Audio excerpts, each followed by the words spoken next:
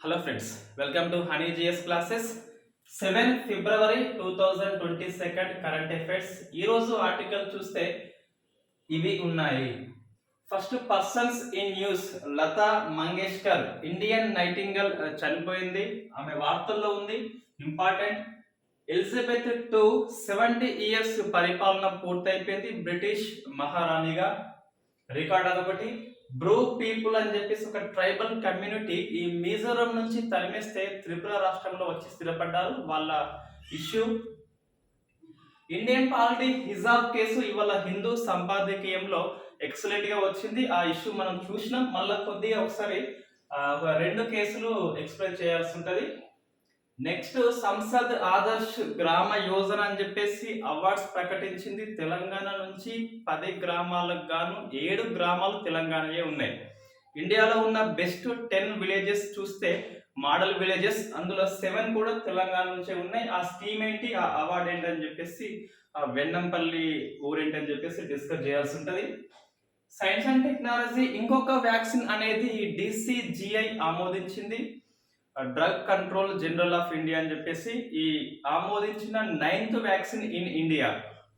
So Sputnik light అని చెప్పేసి అది కథ ఏందని చెప్పేసి మనం డిస్కస్ చేయాలి. ఎకనామీలో గ్రీన్ బాండ్ అని చెప్పేసి 2022-23 బడ్జెట్ లో సీతమ్మ అనౌన్స్మెంట్ చేసిన గ్రీన్ బాండ్ ఇష్యూ అని చెప్పేసి మళ్ళీ ఈరోజు వార్తల్లోకి వచ్చింది. స్పోర్ట్స్ చూస్తే ఈ అండర్-19 వరల్డ్ కప్ క్రికెట్ అయిపోయింది. ఇండియా గెలుచుకుంది. ఈ పోటీల అనంతరము ఐసీసీ ఇంటర్నేషనల్ క్రికెట్ కౌన్సిల్ ఒక వాల్యుబుల్ టీం తయారు చేస్తే ఆ టీం కి కెప్టెన్ మన ఇండియా కెప్టెన్ అయిన యష్ దుల్ అని చెప్పేసి. నెక్స్ట్, ఇంటర్నేషనల్ రిలేషన్స్ లో ఈ శ్రీలంక విదేశాంగ మంత్రి ఎక్స్టర్నల్ మినిస్టర్ పెరిస్ ఇండియాకి వచ్చిండు. ఆయన మనం గుర్తు పెట్టుకోవాల్సి ఉంటుంది. ఇటీవల ఒమెన్ కూడా వచ్చిండు, ఈ శ్రీలంక వచ్చిండు.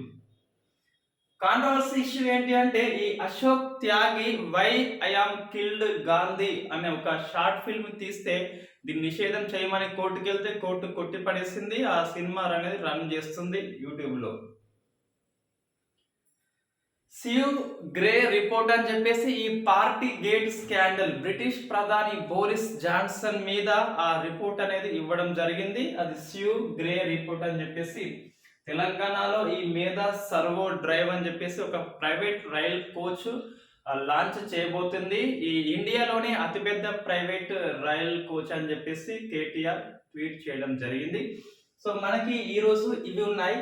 ఇందులో మనం ఇంపార్టెంట్ అంశాలు చూస్తే గిట్ట ఈ లతా మంగేష్కర్ ఒకటి, ఈ బ్రూ పీపుల్ కాంట్రవర్సీ ఇష్యూ, హిజాబ్, ఎస్సీఏ జీవై, అంతే అండి. ఇవైతే మరీ వెరీ ఇంపార్టెంట్ చూడమంటే ఇవి. ఎందుకు ఇంపార్టెంట్ అంటే తెలంగాణ వాళ్ళకి ఎప్పుడు ఎగ్జామ్ ఉంటుందో ఏం తెలుస్తలేదు. ఇప్పటి నుంచే ఇన్ని చదివితే ఎగ్జామ్ రాసేటోళ్ళకి 1 ఇయర్ అయిపోయింది అనుకోండి, ప్రాబ్లం అవుతుంది. రైట్, అంత దూరం ఏం పోదు. ఈ ఏప్రిల్ మే కల్లా కంపల్సరీ జాబ్స్ అనేవి పడతాయి.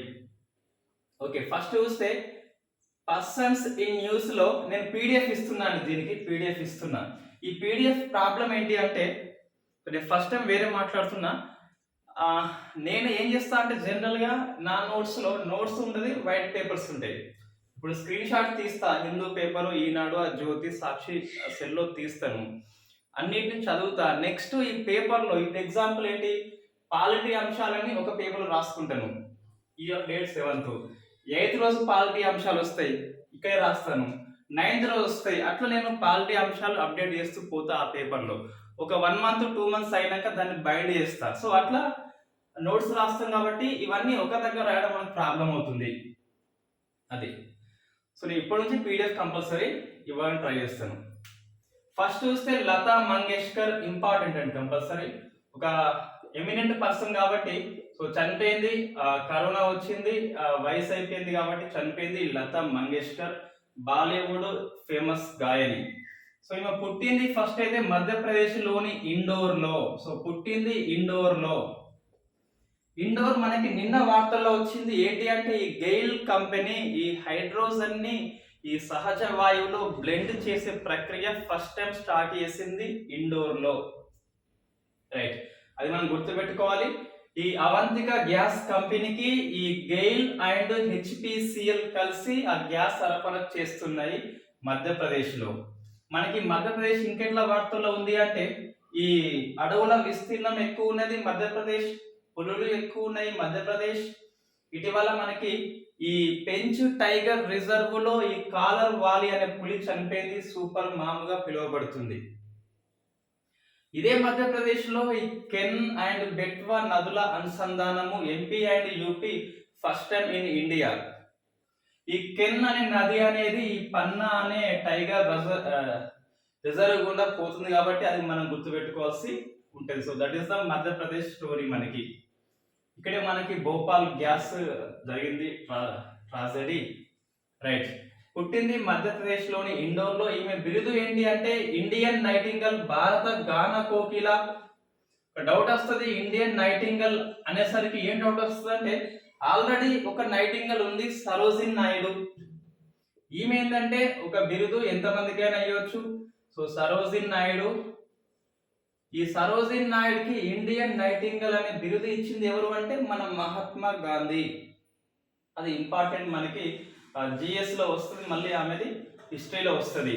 సో లతా మంగేష్కర్ పుట్టింది మధ్యప్రదేశ్ లో ఈ ఇండోర్. ఈమె పేరు వచ్చేసి హేమా మంగేష్కర్, తర్వాత మనకి పేరు మార్చుకోబడింది. ఓకే, ఈమె అవార్డ్స్ మనం అన్ని గుర్తుపెట్టుకోవాలి కంపల్సరీ. ఫస్ట్ ఇండియా లెవెల్లో, నెక్స్ట్ ఇంటర్నేషనల్ లెవెల్లో కూడా అవార్డ్స్ రావడం జరిగింది. ఫస్ట్ ఇండియాలో ఏంటి అంటే మనకి ఈ సినిమా రంగంలోనే ది బెస్ట్ అవార్డుగా చెప్పుకునే దాదా సాహెబ్ ఫాల్కే అవార్డు వచ్చింది. దాదా సాహెబ్ ఫాల్కే అంటే సినీ రంగంలోనే అత్యున్నత పురస్కారము ఈ దాదా సాహెబ్ ఫాల్కే. సో ఇది వచ్చింది. ఈ తెలంగాణ వాళ్ళు ఒక విషయం గుర్తుపెట్టుకోవాలి, దాదా సాహెబ్ ఫాల్కే అవార్డు వచ్చిన తెలంగాణ వ్యక్తి ఎవరంటే మనకి పైడి జయరాజ్ అని చెప్పేసి కరీంనగర్ వ్యక్తి, తెలుగు వ్యక్తి. బట్ బాలీవుడ్ లో 70 ఏళ్లకు పైగా యాక్ట్ చేసిండు. బట్ మనకి తెలంగాణ వచ్చేంత వరకు ఆయన గురించి తెలియదు. వెరీ షేమ్ఫుల్ అది. నెక్స్ట్ చూస్తే మనకి ఈ పద్మ భూషణ్ వచ్చింది, పద్మ విభూషణ్ వచ్చింది, బట్ పద్మశ్రీ అనేది రాలేదు. నెక్స్ట్ ఈ 2001లో ఈ ఇయర్ గుర్తుపెట్టుకోవాలి, ఇండియాలో ఈ హైయెస్ట్ సివిలియన్ అవార్డుగా చెప్పుకునే, సో అత్యున్నత పౌర పురస్కారంగా చెప్పుకునే భారత రత్న వచ్చింది. ఇది ఇంపార్టెంట్ అండి. ఇండియాలో హైయెస్ట్ సివిలియన్ అవార్డ్ అంటే భారత రత్న. ఇండియాలో హైయెస్ట్ సివిలియన్ టైటిల్ ఏది లేదు, అట్లా మనకి ఆ క్వశ్చన్ ట్రాక్ చేస్తాడు. సో ఇండియాలో అత్యున్నత అవార్డు ఏదని చెప్పేసి, బిరుదు ఏదని చెప్పేసి ప్రశ్న వస్తుంది. అవార్డు ఏది, బిరుదు అనేది లేదు. అత్యున్నత బిరుదు ఏది? ఫస్ట్ ఆప్షన్ భారతరత్న ఉంటది, ఫోర్త్ ఆప్షన్ నన్ను ఉంటది. ఏంటి ఆన్సర్? నన్ను. ఇక్కడ ఇది కాదు ఆన్సర్, ఇది. సో ఇది ఓన్లీ పురస్కారం లేదా అవార్డుగా మనం చెప్పుకుంటాం, నాట్ టైటిల్, బిరుదు కాదు. నెక్స్ట్ ఈ ఎన్టీఆర్ ఏఎన్ఆర్ అవార్డ్స్ కూడా రావడం జరిగింది. జాతీయ స్థాయి అవార్డు, ఫిల్మ్ఫేర్ అవార్డ్స్. ఈ సినిమా రంగంలో ఎన్ని అవార్డ్స్ ఉంటాయో అన్ని అవార్డ్స్ వచ్చేసినాయి. సో ఇది మనకు ఇండియా లెవెల్లో. ఇంకా ఇండియా ప్రభుత్వం ప్రత్యేకించి డాటర్ ఆఫ్ ఇండియా అని చెప్పేసి బిరుదు ఇచ్చింది. సో ఇది బిరుదు, award. So daughter of India అని చెప్పేసి ఒక అవార్డు అనేది ఇవ్వడం జరిగింది. ఇది ఇండియా లెవెల్లో చూస్తే. నెక్స్ట్ ఇంటర్నేషనల్ లో చూస్తే లండన్ లో ఉన్న రాయల్ ఆల్బర్ట్ హాల్. ఇది గుర్తుపెట్టుకోవాలి, ఈ ప్రశ్న ఇంతకుముందు వచ్చింది ఒకసారి. ఈ రాయల్ ఆల్బర్ట్ హాల్ లో ప్రదర్శన ఇచ్చిన ఏకైక ఇండియన్ గాయని ఎవరంటే ప్లేబ్యాక్ సింగర్ మన లతా మంగేష్కర్. ఇది ఒక గర్వకారణంగా మనం చెప్పుకోవచ్చు. ఒక్క విదేశీ వాళ్ళు ఈ మొక్కతే ఇచ్చింది, ఇంకా ఎవరు ఇవ్వలేదు ఈ రాయల్ ఆల్బర్ట్ హాల్లో. ఇంకోటి ఈ ఫ్రాన్స్ దేశము తన అత్యున్నత పౌర పురస్కారము అయినటువంటి పురస్కారాన్ని ఇచ్చింది ఒకటి. ఆ పురస్కారం పేరు మనకు అవసరం లేదు, కానీ ఈ ఫ్రాన్స్ అనేది తన హైయెస్ట్ సివిలియన్ అవార్డు అనేది ఈమెకి ఇచ్చింది. రాష్ట్రపతి అనుమతిని మనం తీసుకోవాల్సి ఉంటుంది కంపల్సరీ, విదేశీ లెవెల్ పురస్కారం అవార్డు మనకి ఇచ్చినప్పుడు. సో ఇది మనకి ఇంటర్నేషనల్ లెవెల్లో. ఇంకా కొన్ని చూస్తే ఈ టైమ్ మ్యాగజైన్ అనేది. సో టైమ్ మ్యాగజైన్ ఏంటంటే ఒక కవర్ స్టోరీలో ఒక వ్యాసం రాసింది స్టోరీ. ఆ వ్యాసంలో ఈ భారతదేశంలో ఉన్న గాయకులెల్లా అందరిలో మహారాణి అని చెప్పేసి ఆమె కీర్తించింది. నేపథ్య గాయని అందరిలో మహారాణి అని చెప్పేసి కీర్తించింది. సో ఈమెది ఈ సినిమా రంగంలో ఉన్నటువంటి ఒక side. There is other side also. ఈమె రాజకీయ రంగంలో కూడా వచ్చిందండి. ఈ రాజ్యసభకి రాష్ట్రపతి ఒక 12 మెంబర్స్ ని నామినేట్ చేయవచ్చు, ఎమినెంట్ పర్సన్స్ ని. అది మండేటరీ, కంపల్సరీ. లోక్సభకి 2 ఆంగ్లో ఇండియన్స్ అనేది నాట్ మండేటరీ, రైట్. ఈమెను ఈ 1919 నుంచి 2005 వరకు రాజ్యసభ ఎంపీగా పనిచేసింది, నామినేట్ చేయబడ్డది. సో ఆమె ఒక వ్యాసంలో ఒక ఇంటర్వ్యూలో చెప్పింది, నాకు రాజకీయంగా ఇంట్రెస్ట్ లేదు, బట్ ఇక నామినేట్ చేశారు కాబట్టి వెళ్ళిపోయానని చెప్పి చెప్పుకున్నది. సో సచిన్ కూడా ఇదే ఆన్సర్ చెప్పిండు, నాకు ఇంట్రెస్ట్ లేదని చెప్పేసి అతన్ని నామినేట్ చేశారు, రైట్. ఇది రాజ్యసభ ఎంపీగా 1999 నుంచి 2005 వరకు 6 ఇయర్స్ అండి. రాజ్యసభ సభ్యుల పదవి కాలం అంటే 6 ఇయర్స్. రాజ్యసభ పదవి కాలం అంటే అది శాశ్వత సభ, అది రద్దు చేయడానికి ఎటువంటి ఆస్కారం లేనే లేదు. అది మళ్ళీ ట్రాప్ క్వశ్చన్. సభ్యులు అంటే 6 ఇయర్స్, సభ అంటే శాశ్వతము. ఓకే, ఈమె ఎంపీగా ఉన్నప్పుడు ఎప్పుడు సభకైతే పోలేదు, బట్ 2 సార్లు వేయింది. ఆ 2 సార్లు వెళ్ళినప్పుడు ఒక ఓట్ అయితే వేసింది. ఈ 2002లో ఏమైతుందంటే ఈ వాజ్పేయి ప్రభుత్వము పోటా అనే బిల్లు తీసుకొస్తుంది, ప్రివెన్షన్ ఆఫ్ టెర్రరిజం యాక్ట్ అని చెప్పేసి ఉగ్రవాద నిరోధక చట్టాన్ని తీసుకొస్తుంది బిల్లు అనేది.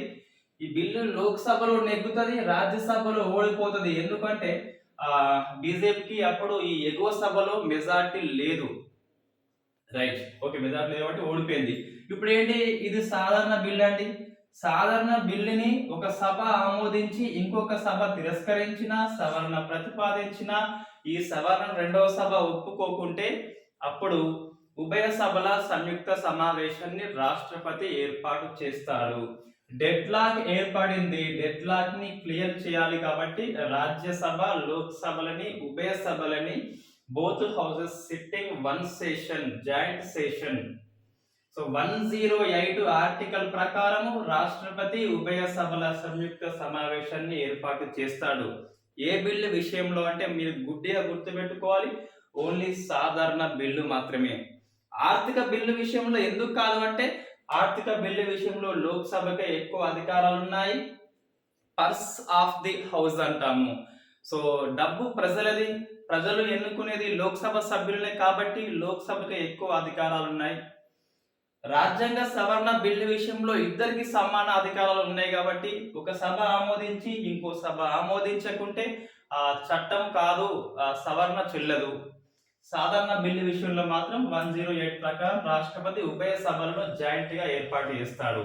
సో ఇక్కడ రాజ్యసభలో ఆమె ఓటేసింది ఈ పోటో బిల్లుకి అనుకూలంగా, ఈ సంయుక్త మీటింగ్ లో కూడా ఓటేసింది. లాస్ట్ కు లోక్సభ సభ్యులు ఎక్కువ ఉంటారు కాబట్టి, లోక్సభ మెజార్టీ కాబట్టి ఉభయ సభల సంయుక్త సమావేశంలో పోటా బిల్ అనేది ఆమోదించబడింది.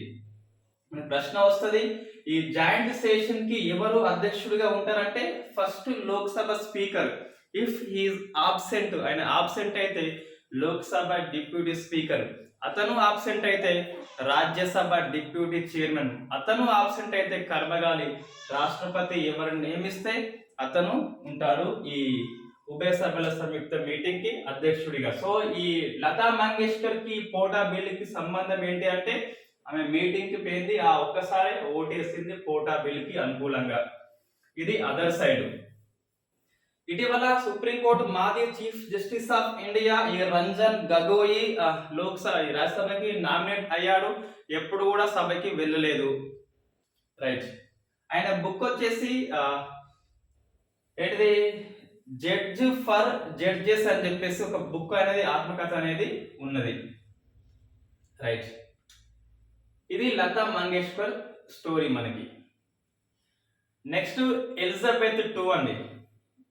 ఇంకోటి లతా మంగేష్కర్ మనకి 1997లో ఈ గోల్డెన్ జూబ్లీ అంటే 50 ఏళ్ళు పూర్తయిపోయింది మనకి ఇండిపెండెన్స్ వచ్చి. కాబట్టి ఈ ఆగస్టు 14 అర్ధరాత్రి పార్లమెంట్ సెంట్రల్ హాల్లో ఈ లతా మంగేష్కర్ సారే జహసే హచ్చా హిందుస్థాన్ హమారా అని చెప్పేసి మహమ్మద్ ఇక్బాల్ యొక్క పాట పాడింది.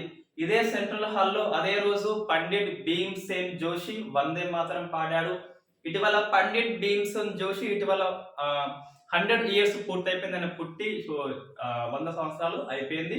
ఆయన కర్ణాటకలో హిందుస్థానీ సంగీతంలో ఫేమస్.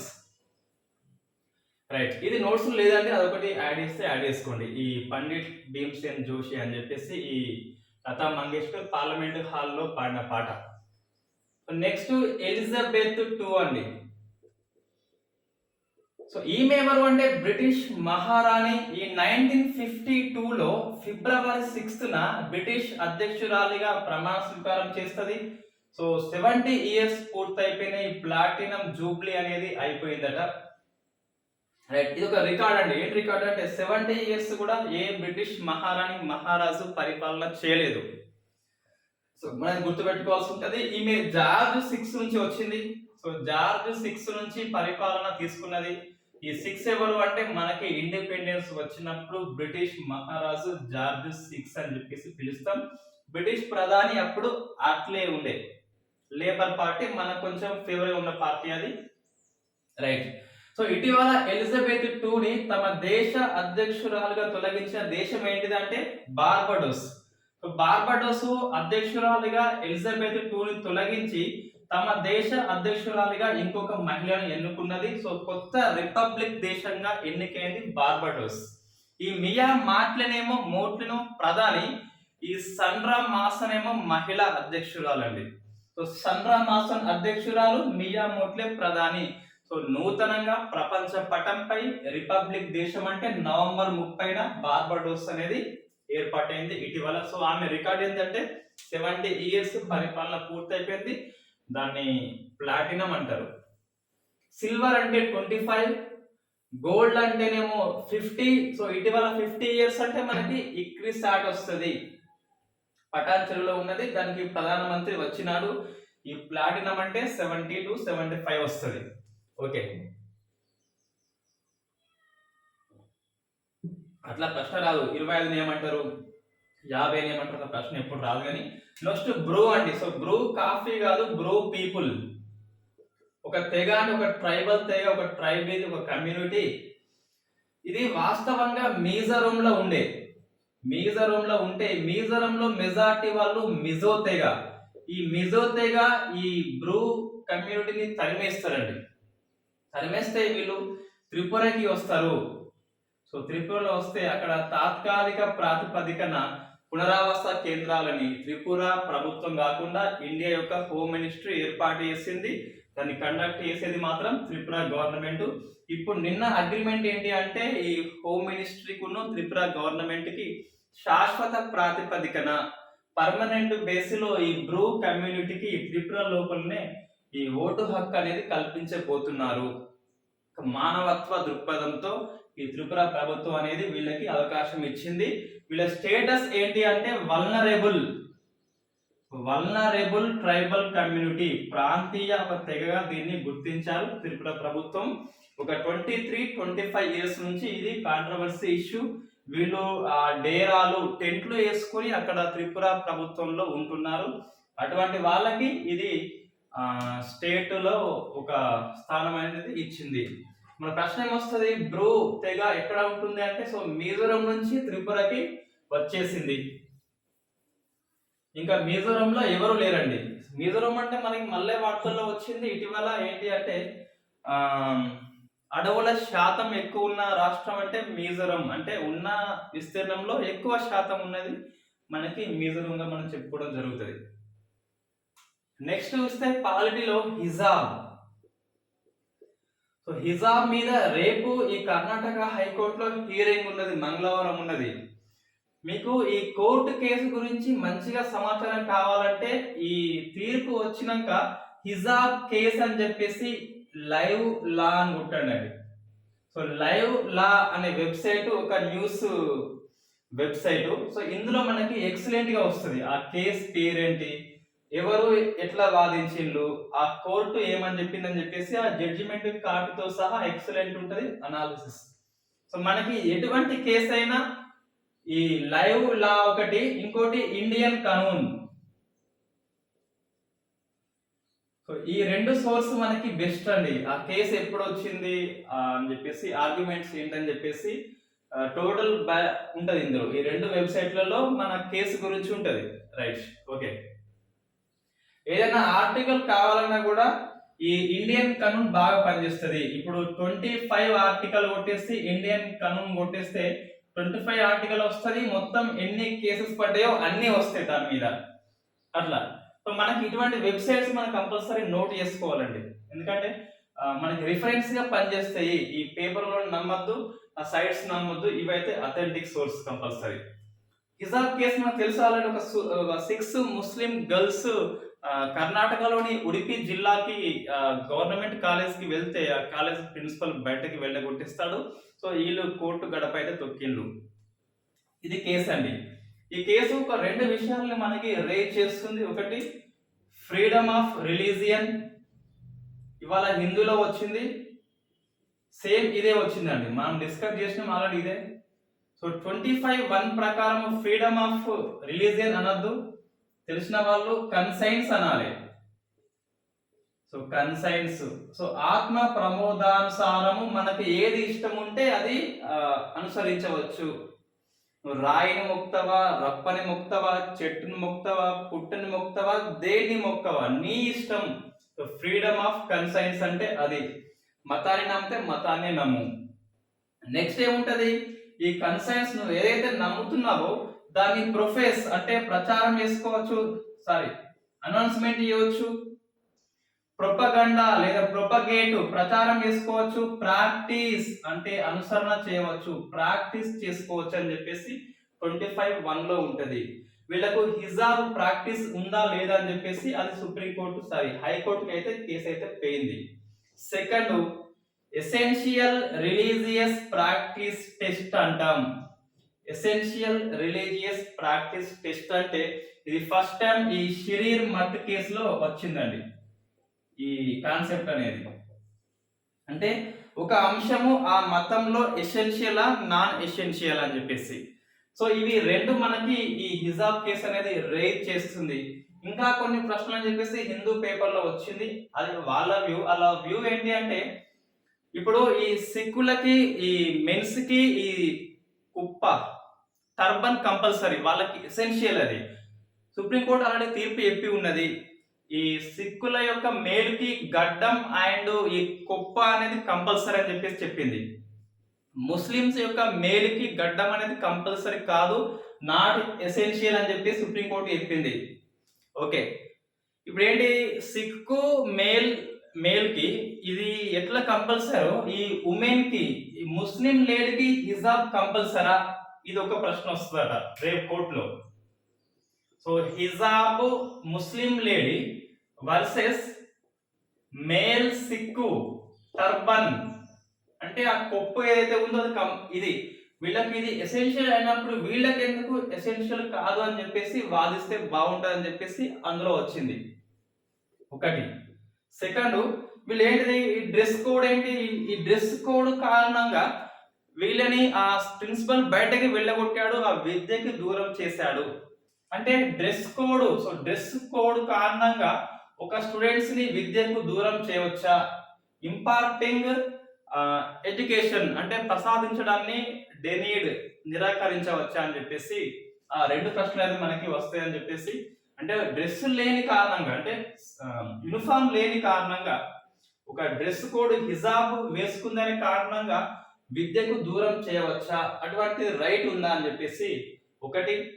హిజాబ్ ముస్లిం లేడీ టర్బన్ సిక్కు మేల్కి ఎటువంటి హక్కు ఉందో అటువంటి హక్కు ఉందో లేదని చెప్పేసి రేపు కర్ణాటక హైకోర్టు టెస్ట్ చేయాల్సి ఉంటది. హిజాబ్ కంపల్సరా లేదా అని చెప్పేసి ఎట్లా తెలుస్తుంది అంటే, ఎసెన్షియల్ అని ఆ ఖురాన్ లో, ఆ హోలీ బుక్ ఏదైతే ఉందో ఆ పవిత్రమైన పుస్తకము ముస్లింలది, సో అందులో ఉంటే ఎస్ అన్నట్టు.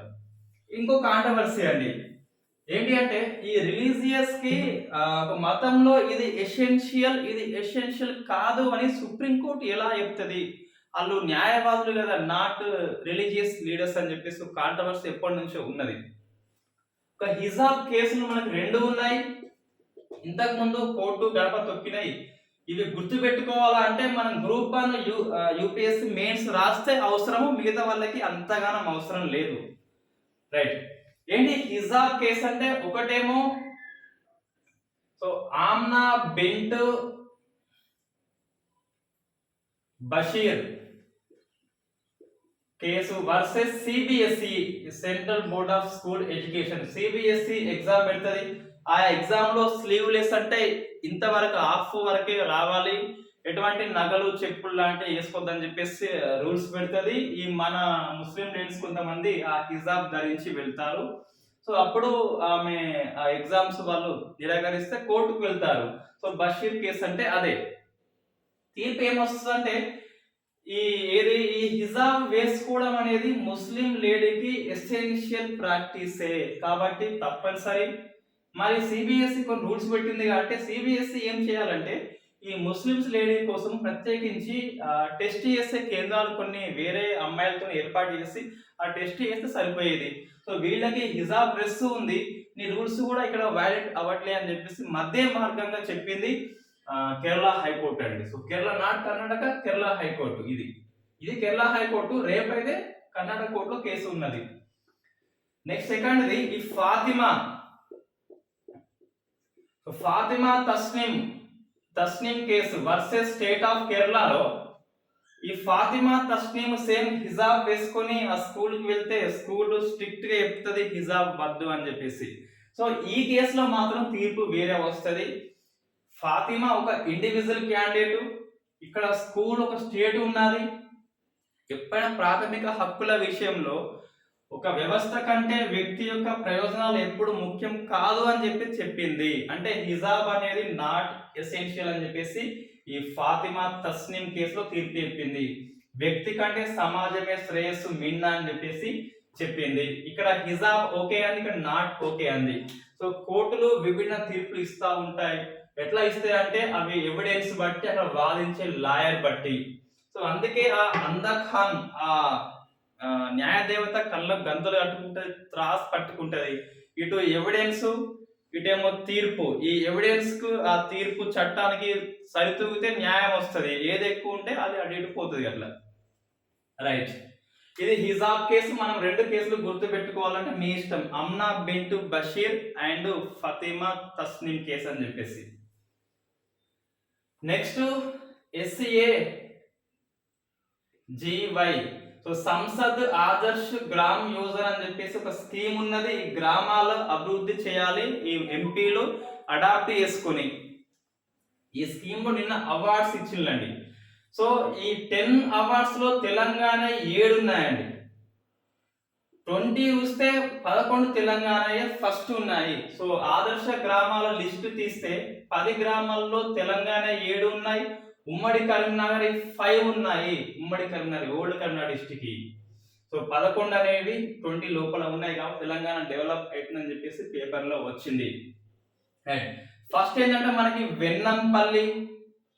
సో వెన్నంపల్లి ఈ డిస్టిక్ వచ్చేసి కరీంనగర్. అంటే ఈ ఇండియా మొత్తంలోనే ఆదర్శ గ్రామం ఏంటిదంటే సో వెన్నంపల్లి అని చెప్పేసి.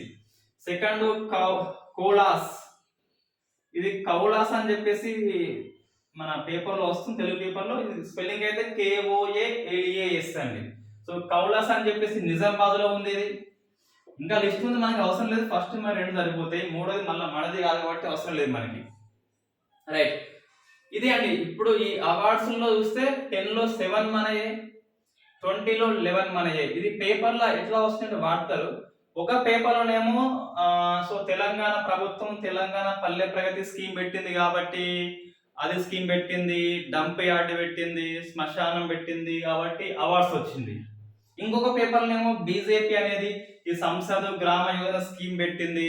ఈ ఎంపీ ల్యాడ్స్ అంటాం, MP LADS member of parliament local area development scheme అని చెప్పేసి ఎంపీ ల్యాడ్స్ ఫండ్ ద్వారానే డెవలప్ అయినాయని చెప్పేసి ఒక పేపర్ లో వచ్చింది. సో వార్త అనేది మనకి ఇది ఒకవైపు అట్లా ఒకవైపు ఇట్లా. This is democracy in India. This is democracy. నీకు ఒక వ్యూ ఉంటది, నాకు వ్యూ ఉంటది. There is no one view అని చెప్పేసి. ఎప్పుడైనా వ్యక్తితోని విభేదించద్దు, వ్యక్తి యొక్క అభిప్రాయంతో విభేదించాలి. మనం ఆర్గ్యూ చేస్తున్నామంటే ఒపీనియన్ తో ఆర్గ్యూ చేయాలి, నాట్ విత్ పర్సన్. ఓకే, ఇక్కడ ఎస్సీఏ జీవై స్కీమ్ ఫస్ట్ కొన్ని బేసిక్స్ అనేది అవసరము. ఇది కరెంట్ అఫైర్స్. ఈ 7 గ్రామాలు 11 గ్రామాలు వెన్నంపల్లి అని చెప్పేసి, కౌలస్ అని చెప్పేసి, కోలస్. ఇదేంటి, ఇది జిఎస్ బిట్ మనకి. ఈ స్కీమ్ 2014లో వచ్చిందండి, ఆగస్టు మాసంలో. ఈ జయప్రకాష్ నారాయణ జన్మదినం సందర్భంగా నరేంద్ర మోడీ గారు ఈ స్కీమ్ ని స్టార్ట్ చేస్తాడు. సో జయప్రకాష్ నారాయణ బర్త్డే సందర్భంగా అది మనం గుర్తుపెట్టుకోవాల్సి ఉంటది. ఏంటి స్కీమ్ అంటే సంసద్ ఆదర్శ్ గ్రామ. సంసద్ అంటే పార్లమెంట్ అండి. సో పార్లమెంట్ సభ్యుడు ఎవరైతే ఉంటారో, లోక్సభ సభ్యుడు కావచ్చు, రాజ్యసభ సభ్యుడు కావచ్చు, వీళ్ళు ఈ 2024 కల్లా, సో 2019 కల్లా 3 గ్రామాలు, 2024 కల్లా 8 గ్రామాలు అడాప్ట్ చేసుకొని డెవలప్ చేయాలి. సోషల్ పరంగా, కల్చర్ పరంగా, ఇండస్ట్రీ పరంగా డెవలప్ చేయాల్సి ఉంటుంది. 2024 కల్లా మొత్తం మీద 8 గ్రామాలు అంటే 250 ఎంపీస్, వీళ్ళు 543 ఎంపీస్ ఏమో, 545 కాదు, ఇద్దరు లేరు ఇప్పుడు ప్రెసెంట్. ఆంగ్లో ఇండియన్స్ లేరు ఇప్పుడు. కాబట్టి ఈ 793 మెంబర్స్ ఎవరైతే ఉంటారో ప్లస్ 12 మెంబర్స్ నామినేట్ అయిన వాళ్ళు కూడా. సో నామినేట్ అయిన వాళ్ళు వీళ్ళంతా కలిసి 8 విలేజెస్ తీసుకోవాలి. 24 లోపు డెవలప్ చేయాల్సి ఉంటుంది. ప్రతి ఎంపీ కూడా, ఎవ్రీ ఎంపీ కూడా. లోక్సభ ఎంపీ అయితే తన నియోజకవర్గంలో ఒక విలేజ్, రూరల్ ఏరియాలో ఉన్న ఒక విలేజ్. రాజ్యసభ ఎంపీ అయితే తన ఏ స్టేట్ నుంచి ఎన్నికైతే ఆ స్టేట్ లో ఉన్న ఒక రూరల్ విలేజ్. నామినేషన్ మెంబర్ అయితే గిట్ట ఈ ఇండియాలో ఉన్న ఏదో ఒక విలేజ్ తీసుకొని మొత్తం మీద డెవలప్ చేయాల్సి ఉంటది. ఫండ్ అనేది ఎంపీ ల్యాండ్స్ నుంచి రావచ్చు, లేకుంటే corporate social responsibility CSR fund అని చెప్పేసి ఈ ఆదాని అంబానీ వాళ్ళు ఫండ్ ఇస్తారు. ఈ ట్యాక్స్ తగ్గించుకోవడానికి ఫండ్ ఇస్తారు. ఆ ఫండ్ లో భాగంగా మనం తీసుకోవాల్సి ఉంటది. ఎంపీ ల్యాండ్స్ లేకుంటే సిఎస్ఆర్ అని చెప్పేసి ఏదైనా కావచ్చు. స్టేట్ స్కీమ్స్ ఏమైనా ఉంటే వాటిలో కూడా తీసుకుంటే తీసుకోవచ్చు. సో ఇది మనకి సోర్స్, ఫండ్ సోర్స్ ఈ స్కీమ్ కి. 2024 కల్లా అది డెవలప్ చేయాల్సి ఉంటుంది. ఈ జేపీ ఎవరంటే మనకు తెలుసు ఆల్రెడీ, జయప్రకాష్ నారాయణ. మనకి ఎట్లా తెలిసింది అంటే ఈ 1934లో సిడిఎస్, సివిల్ డిసొబీడియన్సీ ఉద్యమం అనేది ముగింపు అనంతరము కాంగ్రెస్ సోషలిస్ట్ పార్టీ అని చెప్పేసి ఒక పార్టీ వస్తుంది. Congress socialist party. జయప్రకాష్ నారాయణ, ఆచార్య నరేంద్ర దేవ్, రామ్ మనోహర్ లోహియా లాంటి వాళ్ళు ఈ సోషలిస్ట్ పార్టీలో పనిచేస్తారు. ఈ క్విట్ ఇండియా ఉద్యమ కాలంలో ఐఎన్సి వాళ్ళు మొత్తం అరెస్ట్ అయితే ఈ కాంగ్రెస్ సోషలిస్ట్ పార్టీ ఉద్యమాన్ని అండర్ గ్రౌండ్ లో ఉండి ముందుకు తీసుకుపోతుంది. ఇదే జయప్రకాష్ నారాయణ ఈ 1970s టైంలో ఇందిరాగాంధీ ఇంటర్నల్ ఎమర్జెన్సీ విధించినప్పుడు మానవ హక్కులు కాలు రాస్తున్నాయని చెప్పేసి ఉద్యమాన్ని చేస్తాడు జయప్రకాష్ నారాయణ. లోక్ నాయక్ అని చెప్పేసి బిరుదు వస్తుంది. లోక్ నాయక్ అంటే కమల్ హాసన్ కాదు, జేపీ అని చెప్పేసి పిలుస్తాం. ఇదే జేపీ 1977లో ఈ కాంగ్రెస్ ప్రభుత్వానికి వ్యతిరేకంగా ఉన్న ప్రతిపక్షాలు అన్నింటినీ ఒకే గొడుగు కిందికి తీసుకువచ్చి జనతా పార్టీగా ఏర్పాటు చేసి, జనతా పార్టీ అనేది అధికారంలోకి రావడానికి ప్రధాన కారణం ఎవరు అంటే జయప్రకాష్ నారాయణ. ఇండియాలోని తొలి కాంగ్రెస్ ఏతర ప్రభుత్వం అంటే జనతా పార్టీ. ప్రధాని అంటే మొరార్జీ దేశాయ్. మొరార్జీ దేశాయ్ ఈ బడ్జెట్ ని ఎక్కువ సార్లు పెట్టింది ఈ మొరార్జీ దేశాయ్. ఈయన సమాధి వచ్చేసి మొర పెట్టుకుంటే అభయం ఇచ్చాడు కాబట్టి అభయ్ గట్. ఇందిరాగాంధీ సమాధి చూస్తేనేమో శక్తి స్థల్, మహిళ కాబట్టి శక్తి ఉన్నది. ఇదంతా మనకి జిఎస్ పాయింట్స్ అండి. కానీ ఈ ఎస్సీఏ జీవే మనం గుర్తుపెట్టుకోవాలి. పార్లమెంటు స్కీమ్ అది. MP, Lok Sabha, Rajya Sabha nominate members అందరూ దీన్ని కంపల్సరీ ఇంప్లిమెంట్ చేయాల్సి ఉంటుంది. 2024 కల్లా 8 విలేజెస్ అడాప్ట్ చేసుకోవాల్సి ఉంటుంది. నెక్స్ట్ సైన్స్ అండ్ టెక్నాలజీలో ఈ స్పుత్నిక్ లైట్ అండి. సో కొత్త వ్యాక్సిన్ కరోనాకి ఇన్ ఇండియా. ఇండియాలో ఇంతవరకు DCGI drug control general of India ఆమోదించిన 8, ఈ ఒకటి కలిసింది కాబట్టి 9 వ్యాక్సిన్లు. ఎవరు సంస్థ అధినేత ఎవరు, దాంట్లో ఏది వెట్టిల్ వైరస్ అని చెప్పేసి మనం గుర్తు పెట్టుకోవాల్సి ఉంటుంది. ఒక వీడియో అయితే వేస్తారు.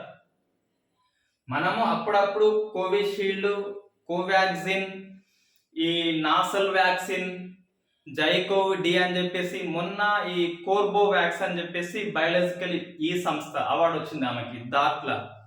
రైట్, ఇవన్నీ మనం డిస్కస్ చేసాం ఆల్రెడీ. ఈ స్పుత్నిక్ వి అని చెప్పేసి ఒకటి ఉన్నది, ఈ స్పుత్నిక్ లైట్ అని చెప్పేసి, రెండు కూడా రష్యా కంపెనీ వాళ్ళయే.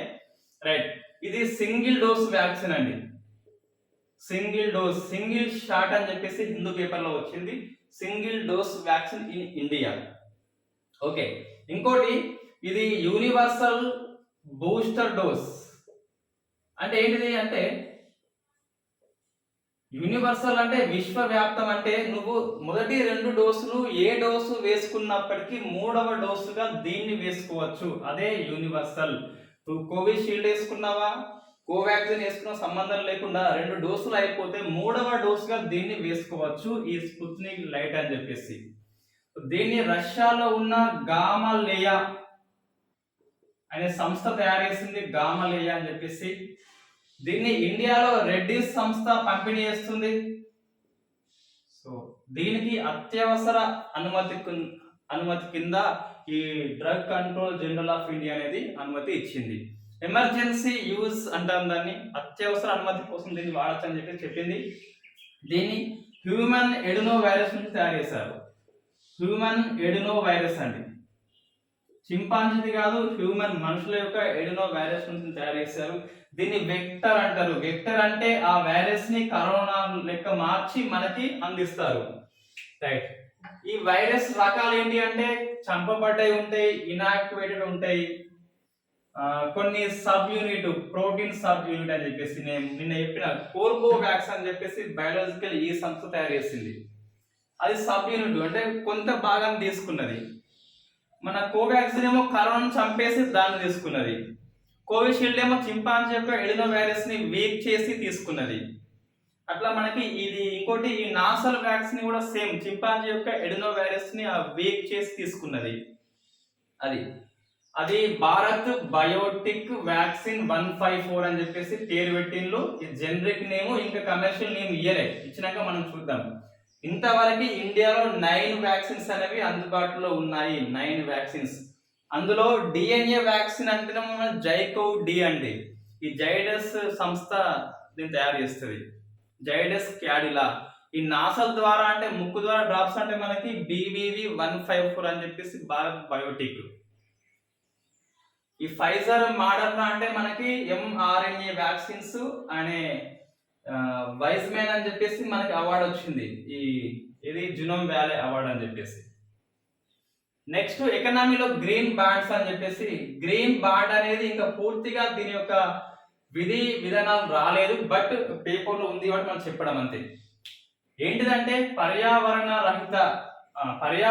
హిత ప్రాజెక్ట్స్ అనేవి ఈ కట్టేటప్పుడు దానికి అప్పు కావాలి కదా. సో అప్పుని బాండ్ రూపంలో ప్రభుత్వం జారీ చేస్తుంది, గవర్నమెంట్ షూరిటీ ఇస్తుంది బాండ్కి. సో దాన్ని గ్రీన్ బాండ్ అంటాం.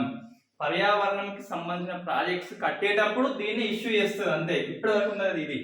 ఎట్లా ఇష్యూ చేస్తుంది, ఆర్బీఐ ఇష్యూ చేస్తుందా, గవర్నమెంట్ ఇష్యూ చేస్తుందా అని చెప్పేసి ఇంకా ఏం చెప్పలే. Right, what is the green bond అంటే, it is the environmental project bond అన్నట్టు.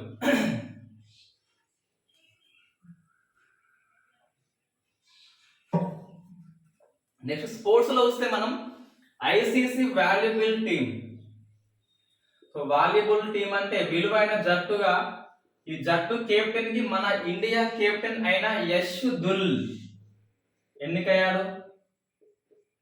ఇది ఇంపార్టెంట్. అంటే ఐసీసీ వరల్డ్ కప్ అయిపోయిన తర్వాత ఒక టీం తయారు చేస్తుంది అన్ని టీంలకి మెంబర్స్ తోని.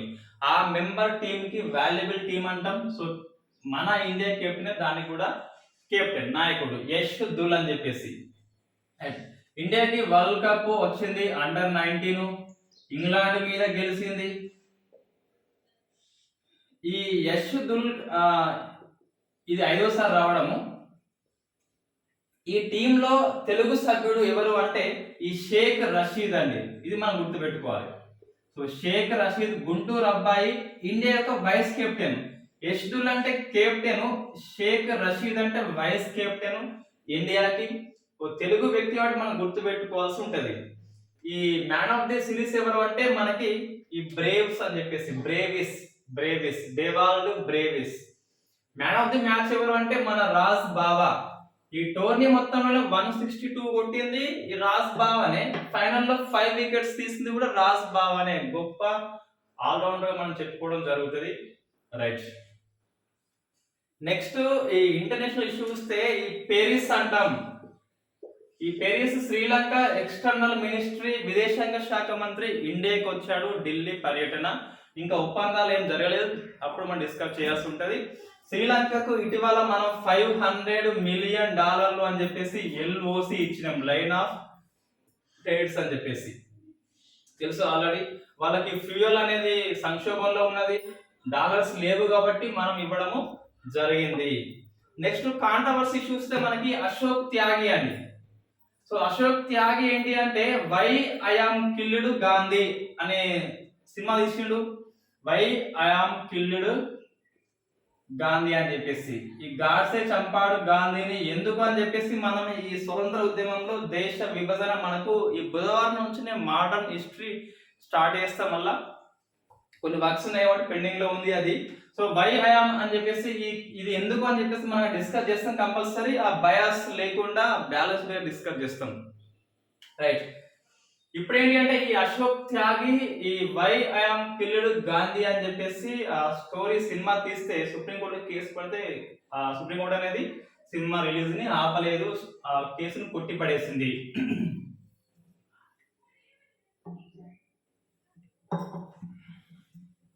నెక్స్ట్ అండి ఇది ఫేమస్ అండి, ఇది గుర్తుపడ compulsory. సివ్ grey report. సివ్ grey report ఏంటి అంటే ఈ బ్రిటిష్ ప్రధాని Boris Johnson. So Boris Johnson ఈ COVID-19 టైంలో లాక్డౌన్ విధించినప్పుడు ఆ rules and regulation, Covid norms, Covid appropriate behaviour అంటారు, అవి పాటించలేదు. అవి ఈయన ఈ డౌన్ స్ట్రీట్ లో తన అధికార నివాసం డౌన్ స్ట్రీట్ లో ఈ బర్త్డే పార్టీ చేసుకున్నాడు, వివిధ ఎంపీలు అయితే వచ్చిండ్రు. సో ఇది జరిగిందని చెప్పేసి ఈ సివ్ గ్రే అని చెప్పేసి ఒక IAS ఆఫీసర్ అఫీషియల్ రిపోర్ట్ ఇచ్చిందండి. ఆ రిపోర్ట్ పేరు సివ్ గ్రే అని చెప్పేసి. ఆ రిపోర్ట్ మనం గుర్తుపెట్టుకో, ఒక ఎంపీ సారీ ఒక IAS ఆఫీసర్, ఒక లేడీ ఆమె. దీన్ని ఈ కాంట్రవర్సీ ఏమంటామంటే party gate scandal, party gate కుంభకోణం అని చెప్పేసి పిలుస్తాం. So party gate scandal report ఇచ్చింది ఎవరు అంటే సివ్ గ్రే. ఏమని ఇచ్చింది అంటే బోరిస్ జాన్సన్ అతను కోవిడ్ నామ్స్ ని వైలేట్ చేశాడు అని చెప్పేసి. అది మనం గుర్తుపెట్టుకోవాలి. సాక్షాత్తు దేశ ప్రధాని అయి ఉండి అందరికి చెప్పాల్సిందే ఉండి అతను ఉల్లంఘన అని చెప్పేసి ఆ సివ్ గ్రే అని రిపోర్ట్ ఇవ్వడం జరిగింది. లాస్ట్ కు మేధా సర్వో డ్రైవ్ అని చెప్పేసి. మేధా సర్వో డ్రైవ్ ఒక ప్రైవేట్ కంపెనీ తెలంగాణలో ప్రైవేట్ రైల్ కోచ్ ని ఏర్పాటు చేస్తుంది. ఇంకా కాలేదు కానీ చేస్తుందట. వితిన్ 1 month లోపల ఈ ప్రైవేట్ రైల్ కోచ్ స్టార్ట్ అవుతుంది. ఇండియా మొత్తంలోనే అతిపెద్ద ప్రైవేట్ రైల్ కోచ్ గా ఇదే నిలవబోతుంది కాబట్టి వెరీ ఇంపార్టెంట్. ఇది 1 year కి 500 రైల్వే కోచ్ ని తయారు చేస్తుందట ఈ ప్రైవేట్ రైల్ కోచ్. ఇది రంగారెడ్డి జిల్లాలో సో కొండకల్ అనే దగ్గర ఇది లాంచ్ చేస్తుంది. ఈ ప్రాజెక్ట్ ప్రైవేట్ రైల్ కోచ్ ని రంగారెడ్డి జిల్లా హైదరాబాద్ శివార్లో ఈ కొండకల్ దగ్గర దీన్ని లాంచ్ చేస్తుంది. ఈ ప్రాజెక్ట్ యొక్క MD ఎవరు అంటే యుగంధర్ రెడ్డి అండి. సో యుగంధర్ రెడ్డి మనం గుర్తుపెట్టుకోవాలి, అతిపెద్ద ప్రైవేట్ కంపెనీ కాబట్టి ప్లస్ తెలంగాణ కాబట్టి. యుగంధర్ అంటే మనకు పత్రిక ఉంటది భూపేంద్రనాథ్ గుప్తా అని చెప్పేసి, జుగంధర్ లేదా యుగంధర్ అని చెప్పేసి ఒక పత్రిక ఉంటది మనకి ఈ విప్లవాత్మక ఉగ్రవాదంలో వస్తుంది. ఈ భూపేంద్రనాథ్ గుప్తా ఈ యుగంధర్ పత్రికలో మన 30 కోట్ల మంది భారతీయులు 60 చేతులు బట్టి చప్పట్లు కొడితే బ్రిటిష్ వాడు ఇక్కడ నుంచి తరిమి వేయబడతారని చెప్పేసి ఆ పత్రికలో రాస్తాడు. యుగాంతర్ పత్రిక భూపేంద్రనాథ్ గుప్తా అని చెప్పేసి. ఓకే, ఇది ఈ రోజు కరెంట్ అఫైర్స్. PDF ఇచ్చిన లింక్ లో. Thank you very much.